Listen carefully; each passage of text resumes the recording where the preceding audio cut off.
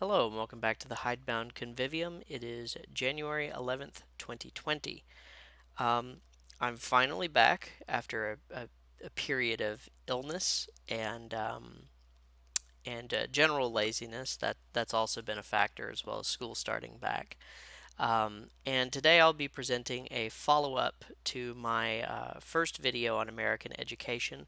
This is, in essence, a part two or a follow-up essay to my thoughts that I developed in that essay. And it's going to be laying out sort of a general guideline for what I'd like to see in the education system. I will be back hopefully to making regular videos now that I'm settled back at school and have access, to sort of regular times to record and things like that.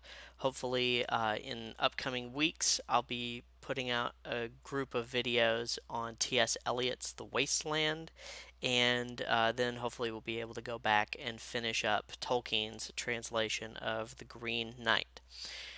Why I wanted to do a part two to the first essay is that, well, first of all, I had intended to do a part two for virtue in education when I originally wrote the essay. Second, I thought it would be prudent to develop some of my thoughts on what education could or should be rather than just talk about the failings of the current system. And that is what I'm hoping to set out and do in this video, especially because I feel as though education is an extremely important topic for the dissident right in general, as we will see. But without further ado, I'd like to go ahead and dive into the essay, which I very simply uh, merely titled Virtue in Education Part 2.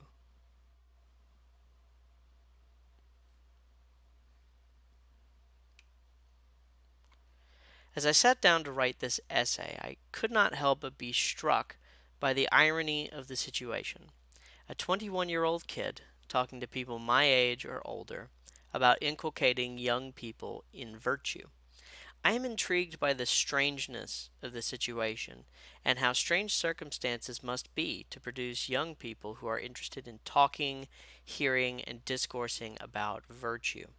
There are no elders sitting behind me, haranguing me, forcing me to consider the ramifications of my decisions on my moral character and my honor. As a matter of fact, I have received a lot of practical advice from my parents over the years, but moral guidance, well, I would be hard pressed to think of a time when anyone older than me gave me anything in the way of moral guidance since I was perhaps 10 years old. These circumstances we find ourselves in have a name.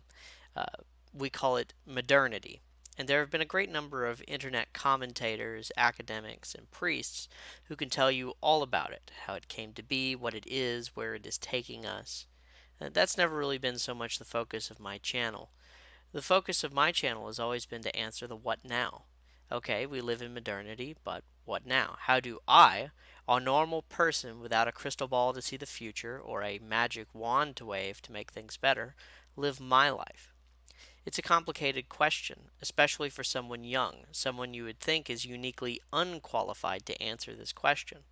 And then again, our elders aren't exactly thriving in modernity, and if they are, they can't put that success in terms that mean anything, especially to us in the so called Generation Z.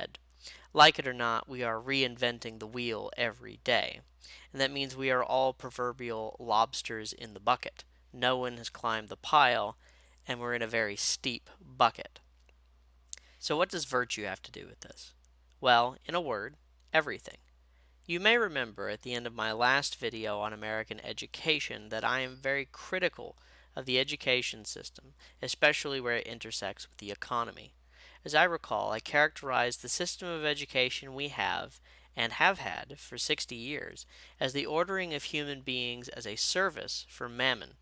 I think I profoundly undersold just to what extent this is taking place. In America, we have been so ensconced in a particular way of doing things that the profound inhumanity of the thing is lost on us. We look upon feeding grade school children into what essentially amounts to a stamped metal press as a benign or even healthy and beneficial thing for them.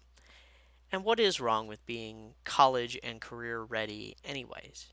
There is a criticism, and it's not without reason, of my position here that says, well, it's all well and good to philosophize about teaching kids virtue and cultural expression, but how are they going to make money? Don't you want kids to get ahead? And maybe it's trite of me to answer that I don't really want them to get ahead. Not in the current regime, not under the current way of doing things. And another question emerges. Why is it that the school's job is to care about these things? There was a time, somewhere in the foggy mists of 1912 or whenever, when schools didn't concern themselves with what students were going to do for work. I wish I could say it was out of altruism, but really it was just because not even the minimally educated need any help to lose their fingers working 12-hour shifts in the cannery. Nevertheless, we didn't used to train up children from birth until adulthood with the idea that the most important thing they can ever do is make money. In some sense, it's strange to teach people that making money is important. You would think that it's something so self evident that nobody would ever have to be taught about the importance of making money. I would never say that these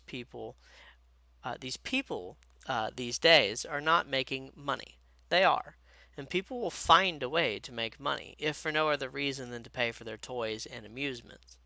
In a way, this is the ideal person for the modern world. He makes just enough to be happy and buy cheap crap. But what are we forgetting here?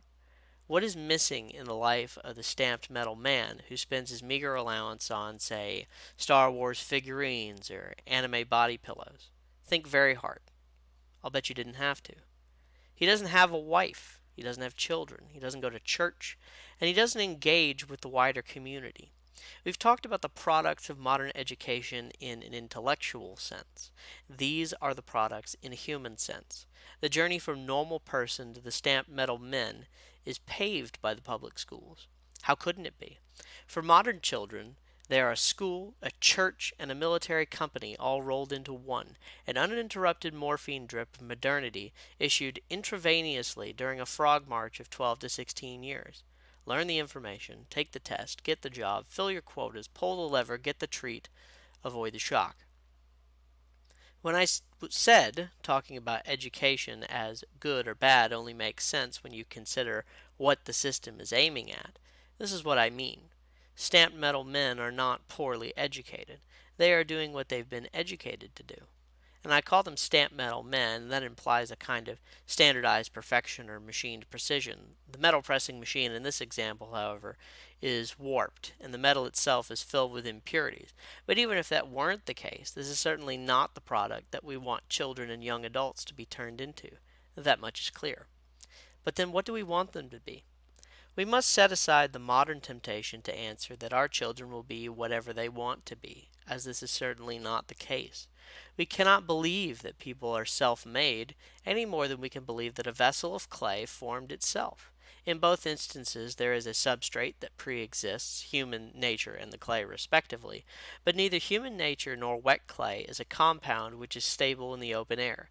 Being a human being is a process of molding. The question is by whom, and according to what end.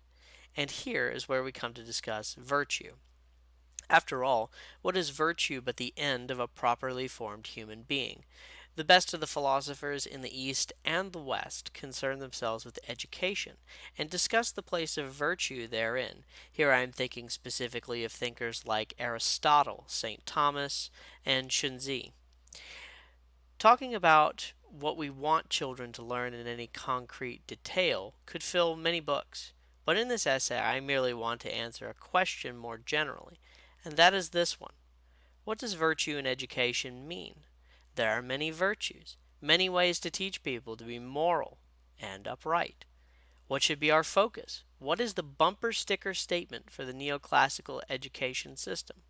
The answer is not so simple.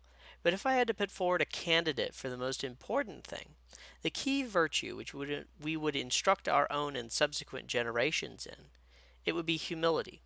Everything else follows from what it means to be humble.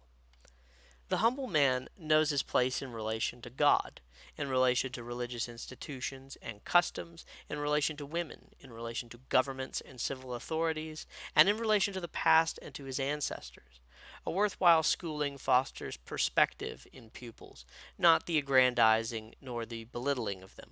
Most importantly, by communicating this humility, it makes pupils more inclined to be moral people, because those who understand their place in the cosmos can be content with it, specifically those who understand the claims of God upon their moral actions. You will notice some things about this educational paradigm, however. You may note, for example, that this is explicitly a theist view. Put simply, people cannot be educated without God.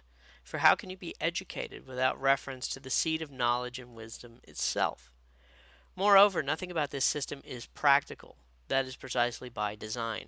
My theories of education are decidedly unpractical, anti-practical, one might say. School teachers attempting to teach virtue should not tolerate talk of economics. The school is not a place of commerce, it is a place of learning. In some sense, children cannot be properly educated in any paradigm that is divorced from the set of ideas that we now call the dissident right, what has for most of history been called traditional wisdom. And to what end? Well, the end is eudaimonia, human flourishing, which is another question in and of itself. We have spoken a great deal about what the past was like, what the present is like, but we haven't talked as much about what we want the future to be like.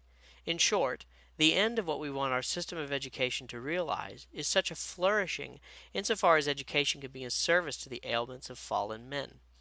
If a world of stamped metal men began at the kindergarten gate and ended at the university door, then a world of laughing children, loving homes, begins at the schoolyard and the churchyard and in the imaginations of those children. We have seen the kind of damage that progressive control over the minds of the youth can do to a society that was healthy and firm, and the weakness it continues to inflict on the West. But what can the power of an imagination filled with stories like those of old do for the West? Could it make our homes and our communities like those of old? Decidedly not. The western seas have surely passed away, and the fair days of the West are over, at least for a time. But we were never interested in sparking a bonfire, at least not for a time, merely keeping the last embers left to us hot enough to eventually ignite.